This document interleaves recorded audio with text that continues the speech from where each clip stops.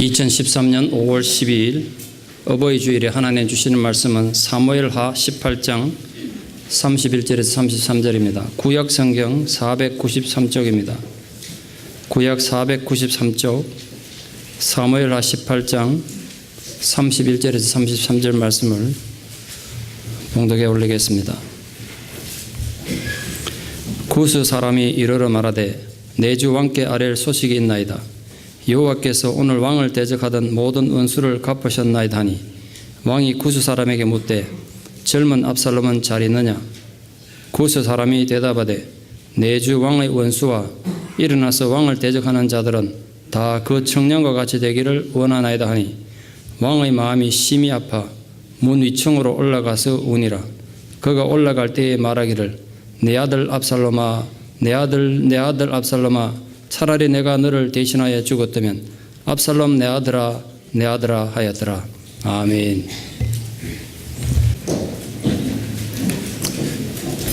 태어날 때부터 무릎 아래 두 다리가 없고 오른손 손가락이 없이 붙어 태어난 기형이었던 세진이는 부모로부터 버림받아 길거리에 버려졌습니다. 발견됐을 당시는 사경을 헤맬 정도로 심각한 상황이었는데 다행히 죽지 않고 살아서 보육원에서 생활하게 됐습니다. 다른 아이들은 하나둘 입양이 되어 갔지만 장애가 심각했던 세진이에게 누구도 눈길 하나 주지 않았습니다. 그 보육원에 봉사활동을 다니던 장영숙이란 어머니 마음속에 그런 세진이가 들어온 것입니다.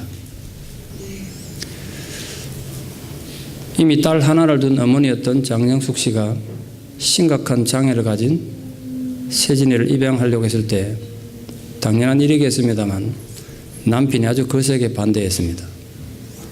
결국은 세진이 입양 문제로 부부가 이혼을 하게 됐습니다. 그때 어머니 나이 불과 29살이었습니다. 18개월 된 세진이가 말을 하기 시작하자 아들이 말을 한다는 기쁨보다도 불구인 아들이 앞으로 살아가면서 받아야 될 세상의 저주와 멸시가 더 가슴 아파서 엄마는 그걸 가르쳐야 했습니다. 다른 아이들 아빠 엄마 배울 나이 때 엄마는 이걸 먼저 가르쳤습니다. 넌 장애인이고 병신이다. 넌 늘 바보라고 놀림받을 거고 그보다 더한 욕도 들을 수 있다. 그럴 때 넌 뭐라고 대답해야 되지? 응, 그래 난 바보야, 병신이야 라고 대답해야 한다. 그걸 가르쳤습니다. 엄마를 따라 어릴 때부터 교회를 다니던 세진이는 매일 밤 눈물로 하나씩 기도했습니다. 거짓말하지 않고 착하게 살 테니까 하나님 제발 제게 다리를 주십시오. 저도 사람이 되게 해주십시오. 그렇게 기도했다고 합니다. 세진이 4살 즈음에 아직도 걷지 못하고 기어만 다니는 아들을 데리고 어머니가 병원을 갔습니다. 의사가 하는 말이 이 애는 못 걷습니다. 산부인과에서 얘기하지 않던가요? 그랬습니다. 어머니 대답하기를 전 우리 아기가 걸을 수 있다고 믿고 걷게 하려고 병원 왔는데요. 의사가 말하기를 어머니 돈 많으세요? 할 수 있거든 해보세요. 그리고 병원에서 쫓겨났습니다. 병원에서 쫓겨난 어머니가 맨 먼저 들른 곳은 신발 가게였고 세진이 신발을 그날 샀다고 합니다. 그리고 신발을 세진에게 보여주며 이렇게 말했습니다. 엄마가 꼭 너를 걷게 해줄게. 엄마가 약속해. 그 뒤로 젊은 엄마는 세진이 재활 수술을 위해서 대리운전, 청소부 등 닥치는 대로 일을 하며 5차례 수술을 통해서야 겨우 다리에 의족을 달 수 있게 됐습니다. 뭉쳐있던 손도 2개이지만 손가락도 이렇게 펴주었습니다. 의족을 달았다고 무조건 걸을 수 있는 건 아니지 않습니까? 걷는 재활 훈련 과정이 필요했습니다. 마음씨 좋은 재활치료 의사를 만나게 됐지만 의사 선생님이 말씀하시기를 재활치료가 너무 힘들고 고통스럽고 긴 시간이 걸리기 때문에 환자보다는 대개 보호자들이 포기합니다. 어머니도 독한 마음을 먹으셔야 합니다. 그랬습니다. 양정숙 씨는 세진이 재활치료를 직접 돕기로 결심했습니다. 그래서 고무공에 다리를 올리고 균형을 잡는 방법부터 재활치료 과정 하나하나를 스케치북에 그리든지 사진을 찍어서 연구했습니다. 젊은 시절 체조 선수였던 어머니는 다행히 동작을 익히기가 남들보다 수월했습니다. 회복 원서를 구해서 사람의 근육과 뼈 모양을 공부했습니다. 그리고 엄마는 방바닥에 이불과 쿠션을 깔아두고 세진이가 넘어지는 훈련을 수없이 훈련시켰습니다. 어머니 말하기를 넌 불구고 다리 병신이다. 언제든 넘어질 수 있다. 그래서 걷는 게 중요한 게 아니라 넘어졌을 때 다시 일어나는 게 중요하다. 그걸 가르쳤습니다. 네가 넘어졌을 때 다시 혼자 일어서는 법을 배워야 한다. 그렇게 해서 드디어 어설프긴 하지만 세진이가 걷기 시작했습니다. 엄마도 세진이가 걷기만 하면 세상이 받아줄 줄 알았습니다. 그러나 세상의 벽은 너무 높았습니다. 유치원 갈 나이에 유치원에 갔는데 아무데도 받아주는 곳이 없어서 무려 31군데 유치원에서 퇴짜 맞았습니다. 세진이가 초등학교 입학했을 때였습니다. 철없는 아이들이 당연히 놀랬겠죠. 병신이라고. 제대로 걷지도 못한다고. 로봇 다리를 가진 아이라고. 놀림받는 게 싫어서 세진이는 학교 가기 싫다고 날마다 울고 학교 가지 않겠다 그랬습니다. 어느 날입니다. 그날도 세진이가 나 학교 안 갈래. 가면 친구들이 놀려.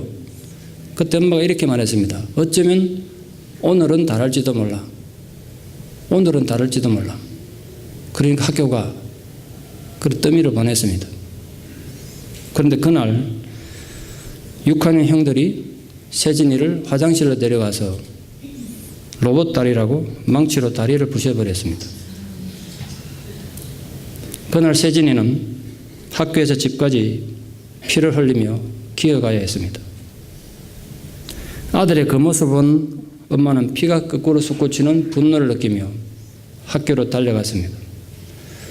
달려가면 하나님 앞에 이렇게 소리쳐 기도했다고 합니다. 하나님, 내가 이 인간을 어떻게 하면 좋을까요? 오늘 이 인간을 다 죽이고 저도 죽을까요? 그렇게 눈물 쏟으며 엄마가 학교 달려갔을 때 세진이 다리를 부순 아이들은 운동장에서 축구를 하고 있었습니다. 그 아이들 보는 순간 이상하게도 분노가 사라졌습니다. 그래서 엄마가 아이들에 다가가서 말했습니다. 애들아, 너희들 배고프지 않니? 아줌마가 햄버거 사줄게. 아이들 데리고 와서 음료수와 햄버거를 사주었습니다. 이 아줌마가 왜 자기들에게 햄버거 사준지 영문도 모르는 아이들은 그저 신나게 떠들면서 햄버거를 먹고 웃고 있었습니다. 그때 엄마가 말했습니다. 아이들에게 너희들 혹시 세진이라는 다리가 불편한 아이 알지? 걔 밥맛이지? 그렇게 물었습니다. 아이들이 다들 그 아이는 다리 병신이라고 오늘도 자기들이 그 아이의 다리를 망치로 부순 얘기를 자랑스럽게 얘기했습니다. 그리고 한 아이가 말하기를 그래도 그의 다리는 인조다리라 아프지도 않았을 거예요. 그래 말했습니다. 그때 엄마가 말했습니다. 내가 세진이 엄마거든. 너희들이 세진이를 이상하게 보는 거 이해해. 그런데 그 일로 지금 세진이가 많이 아파.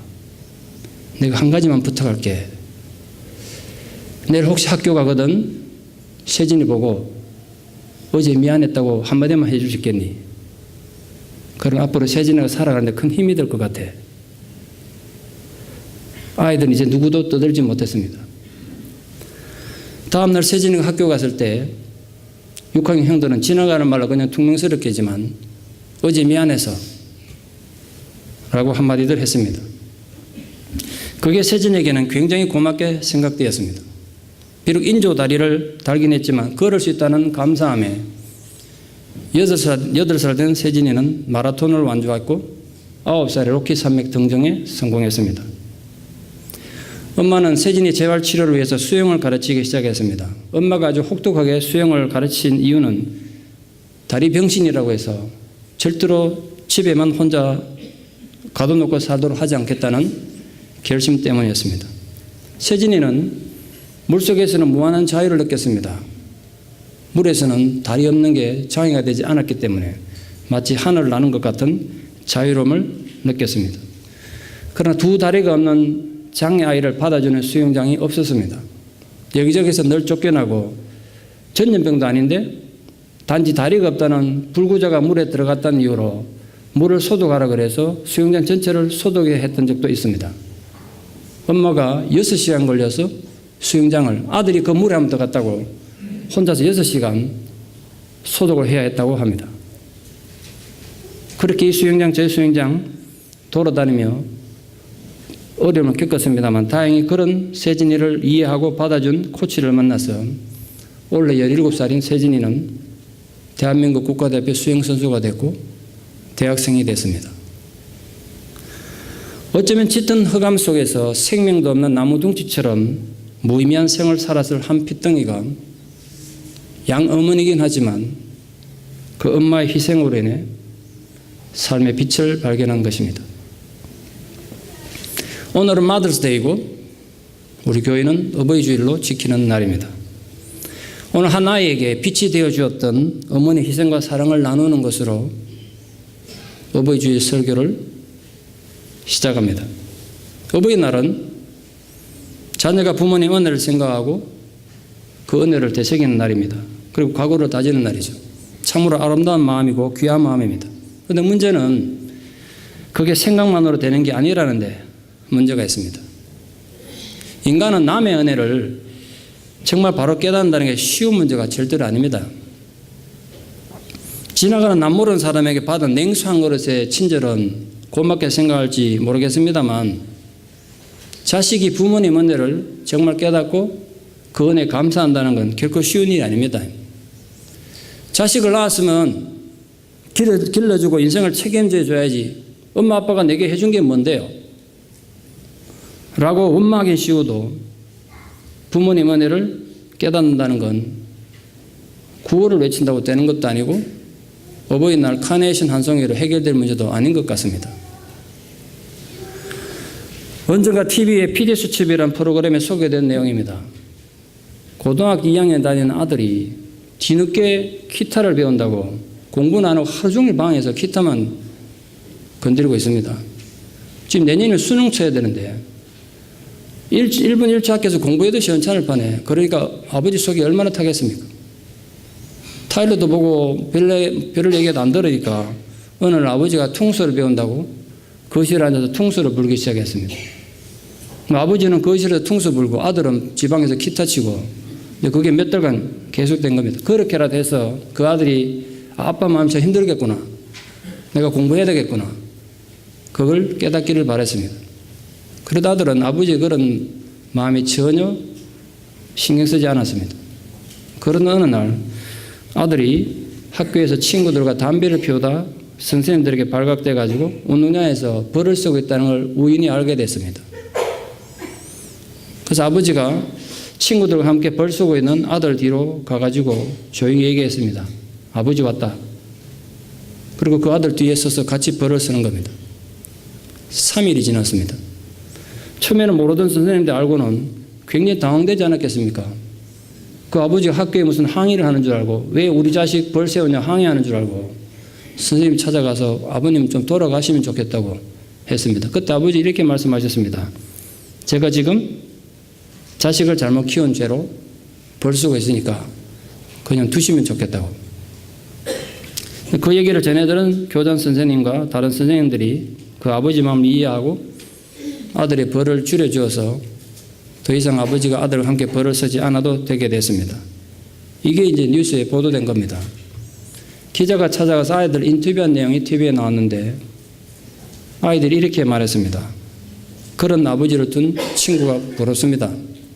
저도 크면 그런 아버지가 되고 싶습니다. 아버지 마음이 이런 게 아니겠는가 생각해 봅니다. 동물들이 새끼를 키우는 건 배워서 하는 게 아닙니다. 어디까지나 본능입니다. 자기 새끼 먹이고 보호해 주는 건 타고난 본능입니다. 그런데 인간은 동물과 다르지 않습니까? 인간은 단지 먹는 것 해결해주고 목숨을 보호해준다고 해서 부모가 자식을 다 키우는 게 아닙니다. 참 불행하고도 안타까운 건 우리 가운데 어느 누구도 부모 자격증 가지고 부모된 분들이 없다는 사실입니다. 그래서 동물들이 부모에게 상처받아서 나중에 커가지고 내적 치유해야 되는 이런 일은 없습니다. 동물들은 그럴 필요가 없습니다. 그러나 인간은 부모로부터 자식을 양육하는 동안, 부모가 그 자식을 돌보는 동안 육신적인 돌봄뿐만 아니라 정서적, 영적으로 더 큰 영향을 주고받습니다. 그 자식이 부모에게 영향받을 뿐 아니라 세월이 좀 지나면 이제 부모가 그 자식에 영향받고 상처받습니다. 오늘 어버이 주일에 우린 부모가 된다는 것의 의미를 다시 한번 생각해보고 자식된 도리를 다시 한번 되새기는 시간이 됐으면 좋겠습니다.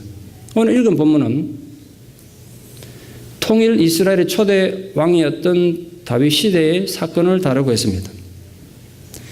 이스라엘 초기 왕국에도 우리나라 조선시대 초대 이승계 때 그랬던 것처럼 왕자의 난을 여러 차례 겪습니다.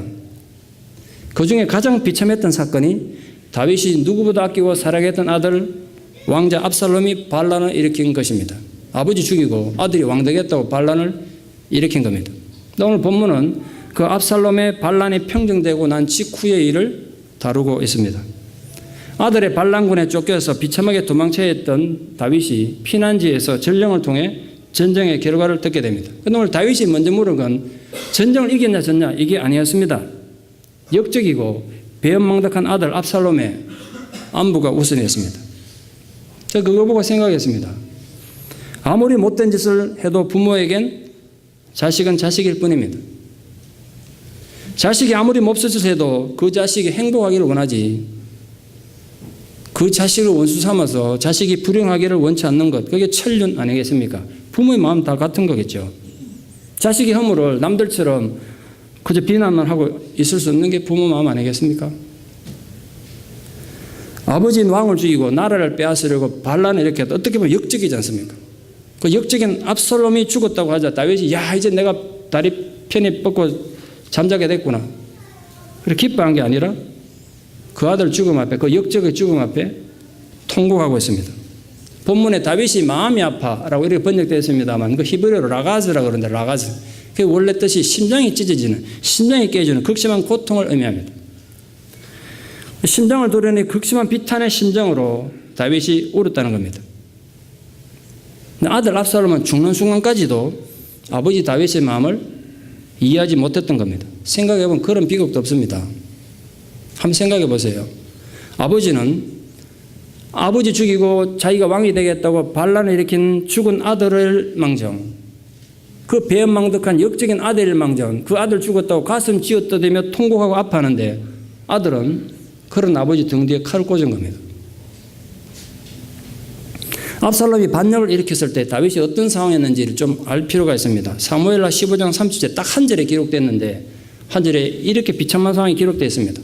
다윗이 감람산 길로 올라갈 때 머리를 가리고 맨발로 울며 가고 그와 함께 가는 백성들도 각각 그 머리를 가리고 울며 올라가니라.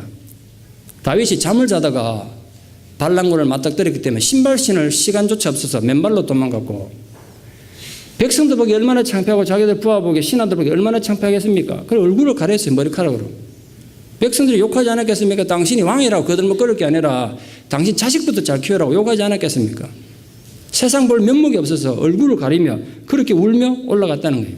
다윗이 얼마나 답답하고 절박한 마음으로 도망치고 있었습니까? 그런데도 그 자식이 죽었다고 하자 다윗이 지금 심장이 터지는 아픔으로 절개하고 있습니다. 성벽 위를 올라가며 넋이 빠져 울부짖는 그 늙은 왕을 한번 상상해 보십시오. 압살롬은 살았을 때보다 죽어서 자기 아버지를 더 고통스럽게 하는 불효를 저질렀습니다. 이 자식 죽은 마당에 전쟁에 이긴다고 무슨 소용이 있겠습니까? 어느 아비가 자식하고 전쟁에서 이겼다고 기뻐할 아비가 어디 있겠어요?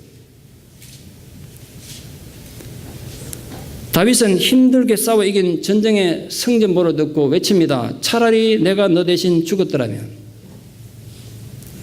자식이 아무리 잘못을 저지르고 나쁜 짓을 하더라도 마지막까지 그 자식을 이해하고 감싸주며 차라리 내가 죽었더라면 내가 너 대신 죽었더라면.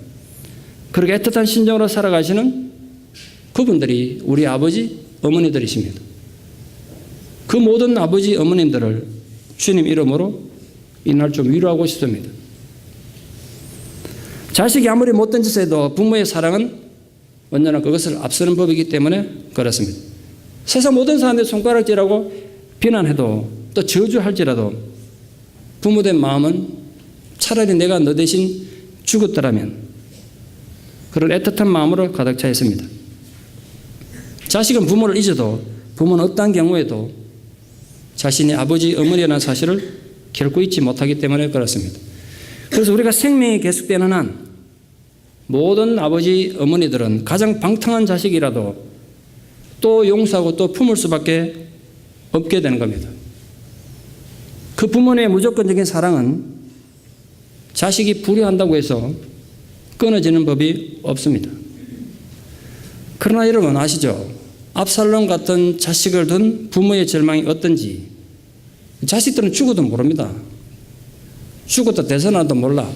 근데 언제 아느냐 하면 그 자식이 또 자식을 낳아서 그 자식으로부터 배신을 당해봐야 안다고요.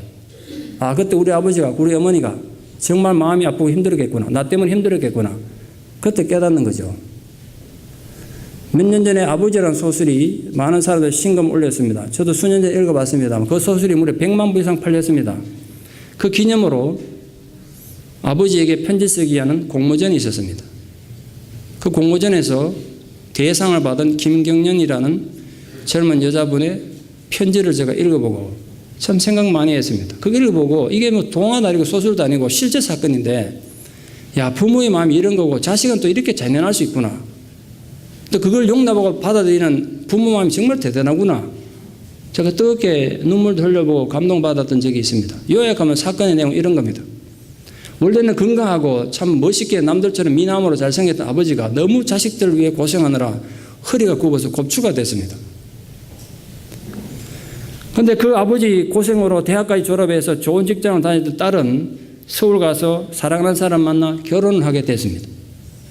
이제 아버지에게 아빠 내가 언제 몇 월 며칠 날 결혼식 합니다. 결혼합니다. 통보하러 온 딸이 이렇게 말한 거예요. 그런데 그 결혼식에 아버지 손잡고 입장을 못 하겠다는 거예요. 아버지가 병신이라서 시댁에 책 잡히기 싫다는 거예요. 옆에서 그 얘기를 듣고도 오빠가 얼마나 화가 납니까? 지금 아버지가 누구 때문에 이렇게 되는데 뺨을 때리며 이렇게 말했습니다. 지금 아버지가 누구 때문에 이렇게 되는데 네가 인간의 탈을 쓰고 이럴 수가 있냐? 그러 딸은 요지부동이었습니다. 자기 시댁에 기죽기 싫다는 거예요.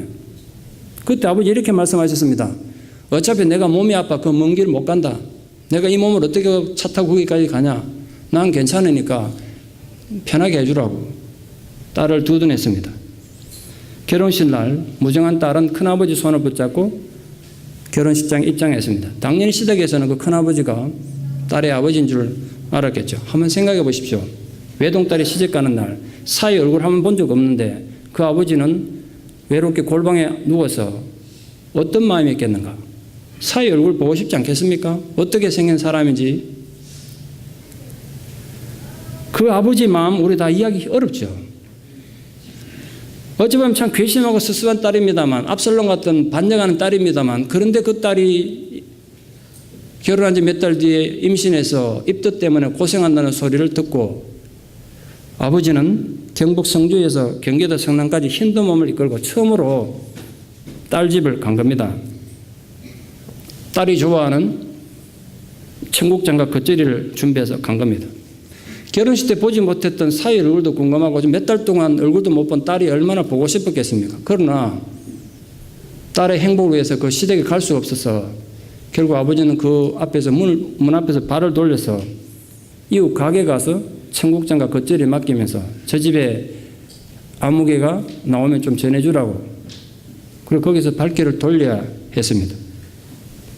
우리 그 아버지 마음을 다 이해할 수는 없죠. 그런데 참 비극적이게도 아버지가 그 가게 그걸 맡기고 돌아서 나오는 그 순간에 이 딸이 시댁 식구들과 외출하려고 집을 나서다가 아버지와 눈이 마주쳤습니다. 그런데 끝내 딸은 아버지를 모른 척하고 시댁 식구들과 함께 나들이를 간 겁니다. 그때 아버지 마음이 어땠을까요? 그리고 7년이 지났습니다. 자기도 딸을 낳고 그 딸 때문에 속을 썩여 보니까 자기가 아버지한테 얼마나 잘못했는지를 비로소 그때 생각이 든 겁니다. 그래서 절절히 자기 아버지한테 참여하는 편지를 써서 보낸 것이 대상이 된 겁니다. 기자들이 읽어보니까 사연이 너무 극적이라 고향의 아버지를 찾아가서 인터뷰한 것이 신문에 실렸습니다. 기자들이 얘기했습니다. 따님이 이렇게 아버님께 참여하는 편지 써서 이 대상이 됐습니다. 기분이 어떠세요? 물으니까 아비로서 수수한 마음이야 말할 수 없지만 전 아무래도 괜찮습니다. 시집간 딸만 행복하면 전 괜찮아요. 근데 괜히 이런 일로 딸이 시집에 책 잡히지 않을까 그게 걱정입니다. 끝까지 아버지는 딸의 안부만 걱정했습니다. 우리 대부분 한편으로는 부모이면서 또 한편으로는 자식들의 입장에 서 있습니다. 이미 부모님들이 돌아가시고 계시지 않는다고 해도 여러분들 마음속에 새겨진 그 부모의 상은 평생을 가는 겁니다. 여러분 가운데 혹시나 부모님에 대한 아픈 상처나 기억들 때문에 힘든 분들 있습니까? 그 아픈 기억들 때문에 힘든 분들, 그분들이 이 한마디만 꼭 전하고 싶습니다. 여러분이 그 부모님에 대한 상처에서 자유하지 않는 한, 그리고 그분들의 그 나름대로의 아픔을 이해하지 않는 한 여러분들은 아직 부모의 자격이 갖추어져 있지 않습니다.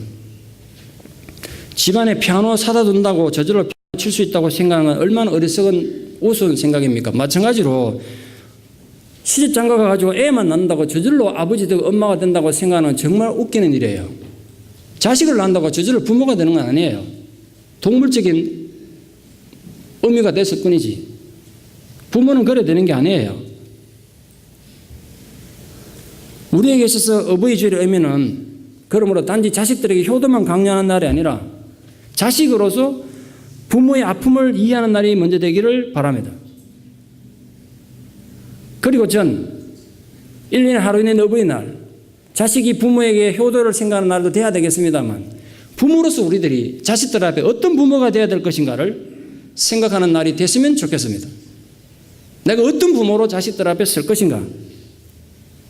무엇보다도 지금도 여러분을 힘들게 하는 그 부모님들의 상처로부터 진정으로 자유케 되는 날이 되기를 축원합니다. 그게 참된 효도입니다. 자식들이 자라서 건강한 부모가 되어주는 것만큼 부모에게 기쁨이 되는 건 없습니다. 이미 여러분 부모님들이 세상을 떠났다고 해도 마찬가지입니다. 우리 모두 다 제각각 저마다 상처 속에 살아갑니다. 사람마다 자기 상처 가장 크죠. 그 큰 상처 속에 살아갑니다. 그러나 이제는 그 상처에서 벗어나 여러분의 기억 속에 있는 부모님들을 용서하십시오. 그리고 이해하십시오. 그럴 수밖에 없었던 그분들의 아픔과 연약함과 상처들을 부디 이해하는 이 어버이 주일이 됐으면 좋겠습니다. 그러면 여러분들의 자녀들이 또한 여러분들의 실수를 용서할 것입니다. 우리가 잘 아는 바와 같이 성경이 말하기를 자녀들아 너희 부모를 주 안에서 순종하라. 이것이 약속이 있는 첫 계명이니 너희가 땅에서 잘되고 장수할 것이다 라고 말씀하셨습니다. 주 안에서 부모님께 순종한다는 게 뭘까요? 신부님이나 하고 용돈이나 드리면 되는 거겠습니까? 아닙니다, 여러분. 부모님들의 허물을 용서하십시오. 여러분들을 가장 힘들게 했던 그 아픔들을 사랑할 수 있기를 바랍니다. 여러분에게 가장 상처가 되는 그 부모님들의 아픔들로부터 사랑과 용서의 힘으로부터 진정 자유케 되기를 바랍니다. 얘기 하나 더 들려드리는 것으로 어버이주일 설교를 마치려고 합니다. 마음을 열어주는 101가지 이야기 1권에서 읽은 책입니다. 아버지와 관계가 좋지 않았던 30대 중반의 어떤 사람이 쓴 글입니다. 그 아들은 내적주 세미나에 참석하고 있었는데 강사가 다음 주 해올 숙제를 냈습니다. 숙제 내용이 뭐냐면 앞으로 일주일 동안 자기가 사랑하는 사람 찾아가서 내가 당신을 사랑합니다 라고 고백하고 오는 게 숙제였습니다. 그런데 단 조건이 그동안 한 번도 그런 말을 하지 않았거나 관계가 잘못돼 가지고 오랫동안 문제 있는 소원해진 관계의 사람에 찾아가서 그 얘기를 하라고 그랬습니다. 돌아온 차 안에서 막 화가 났습니다. 자기가 지금 남자고 이렇게 나이가 들었는데 어떻게 그런 숙제를 내냐. 이런 쓸데없는 숙제를 내다니. 왜냐하면 적어도 자기는 누구 찾아가가지고 내가 당신을 사랑합니다 말할 수 있는 대상이 전혀 없다고 생각했기 때문에 그렇습니다. 근데 운전하고 오는 동안 양심이 막 찔러댑니다. 아버지를 자꾸 생각나게 했습니다. 그는 5년 전에 사소한 문제로 아버지하고 다투고는 전혀 대화도 없이 지금 지내온 게 5년째입니다. 5년 동안 말 한마디 안 하고 지내온 겁니다. 아버지와. 물론 아버지에게 사랑한다고 말한 적이 언제 있는지 기억에도 없습니다. 서로 마주치기도 꺼려하는 그 아버지 찾아가서 아버지 사랑합니다 말해야 된다고 생각만 하니까 끔찍합니다 지금. 근데 차를 타고 계속 집에 오는 동안 양심의 가책이 자꾸 되는 거예요. 집에 도착했을 때쯤에는 어쨌든 아버지 찾아가 사랑한다고 말해야겠다고 스스로를 계속 설득하고 있었습니다. 아직도 마음에 결심 못하고 집에 들어가서 이미 잠자리던 아내에게 이 말을 뱉어낸 겁니다. 여보, 내가 아버지 찾아가서 사랑한다고 말해야 될까? 오늘 그 숙제를 받았는데 자다 일어난 아내가 남편 손을 꼭 잡고 울면서 말했습니다. 지금 아버지와 아들 사이가 안 좋아하니까 당신 꼭 그렇게 해야 한다고. 그렇게 해주기를 바란다고 남편은 격려했습니다. 다음날 출근한 아들은 부모님 댁에 전화를 걸었습니다. 마침 아버지가 받았습니다.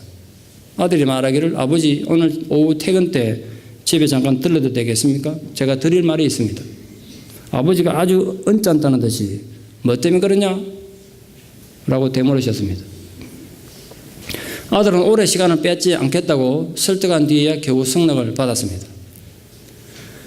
퇴근 후 부모님 댁가 초인종을 눌렀는데 속으로 생각했습니다. 그 짧은 시간 만약에 어머니가 문을 열고 나오면 어머니한테 내가 아버지를 사랑한다고 좀 전해주세요. 그리고 도망가야지 이 생각을 했습니다. 근데 다행히 아버지가 문을 열었습니다. 아들은 또 주저하면 이 기회를 놓칠까 봐 곧장 문 안으로 한 걸음 들어가서 아버지 이렇게 말했습니다. 아버지, 제가 아버지를 사랑한다는 말을 드리고 싶어 하세요. 전 아버지를 누구보다 사랑해요. 그 순간 아버지 내면에서 어떤 큰 변화가 일어난 것처럼 보였습니다. 굳어있던 아버지 얼굴이 부드러워지더니 주름살이 사라지면서 아버지가 눈물을 흘리기 시작했습니다. 그리고 아버지가 두 팔을 뻗어 그 아들을 안으면서 이렇게 말했습니다. 나도 널 사랑한다 아들아. 하지만 너무 오랫동안 그 말을 여태까지 내가 못했구나. 아들은 너무나 감동되어서 그 아버지 품에 안겨서 한동안 그렇게 서 있었습니다. 평생 살아오면서 그런 감동적인 순간은 느끼지 못했다고 고백합니다. 하지만 아들이 전해주려고 한 얘기는 그 뒤에 있습니다. 아들이 아버지를 방문하고 아버지 사랑한다고 말하고 불과 이틀 뒤에 아버지가 신장마비로 쓰러지셔서 무의식 상태가 됐습니다. 의사 말로는 깨어나지 못할 확률이 90% 넘는다고 그랬습니다. 아들의 마지막 얘기는 이렇게 끝납니다. 만약 여러분이 해야 한다고 느끼는 일이 있다면 미루지 마십시오. 만약 제가 아버지에게 사랑한다는 말을 지금까지 하지 않고 미루고 있었다면 저에겐 두 번 다시 기회가 없었을 것입니다. 시간을 내서 지금 당장 하십시오. 여러분이 해야 하는 말과 일을. 오늘 마더스데이입니다. 우리 교회는 어버이 주일로 지키는 소중한 날입니다. 그런 어떤 분들에게는 더 가슴 아픈 날일 수도 있겠다 이 생각을 했습니다. 그러나 집에 돌아가시거든 잊고 지냈던 부모님들에게 진심을 다해 사랑을 고백하는 날이 됐으면 좋겠습니다. 부모님 멀리 계신다면 한국에 계신다면 전화라도 했으면 좋겠습니다. 만약 이런 부모님 돌아가시고 계시지 않는다면 마음속으로라도 그 부모님을 떠올리십시오. 그리고 마음으로라도 이렇게 진심을 담아 단 한마디만이라도 사랑으로 고백할 수 있기를 바랍니다. 저를 세상에 태어나게 해주셔서 감사합니다. 그렇게 고백해 보십시오. 갚을 수 없는 그 사랑의 마음을 그렇게 표현해 보기를 바랍니다. 세상의 모든 아버지, 어머니들을 주님 이름으로 축복합니다. 그리고 진심을 다해 사랑합니다. 기도드리겠습니다. 존귀하신 하나님의 사랑과 은혜를 진실로 감사합니다. 하나님은 세상 모든 사람들과 함께 있을 수 없어서 어머니를 만들었다고 누군가 그랬습니다. 우리에게 그런 마음으로 하나님께서 아버지 어머니를 주셨지만 인간이 어리석고 연약하여 그 부모님의 사랑을 우리는 반역할 때가 많고 배반할 때가 많았습니다. 배은망덕하게 그 사랑을 짓밟을 때도 얼마나 많았는지 참으로 죄송한 마음을 금할 길이 없습니다. 우리가 부모보다 좀 더 배웠다고 부모를 무시한 때도 있었고 부모보다 좀 더 건강하다고 얕잡아 볼 때도 많았습니다. 그 모든 것들을 이 시간 회개합니다. 이미 부모님이 돌아가셨든지 또 멀리 계시든지 상관없이 자식된 마음들 속에 그 부모님에 대한 올바른 사랑과 존경의 마음이 생겨나는 효도하는 이 시간이 되게 하여 주시옵소서. 압살롬 같은 자식을 두었더라도 끝까지 사랑할 수밖에 없는 부모님들의 찢어지는 마음을 돌아봐 주시고 주님께서 격려하여 주시옵소서. 부모된 모든 분들을 주님 이름으로 축복합니다. 내가 자식들 앞에 어떤 부모가 될 것인지를 다시 한번 생각하는 이 어버이 줄이 되게 도와주시고 그래서 부모된 모든 분들을 주님께서 격려하시며 위로하여 주시옵소서. 예수님 이름으로 기도드리옵나이다. 아멘.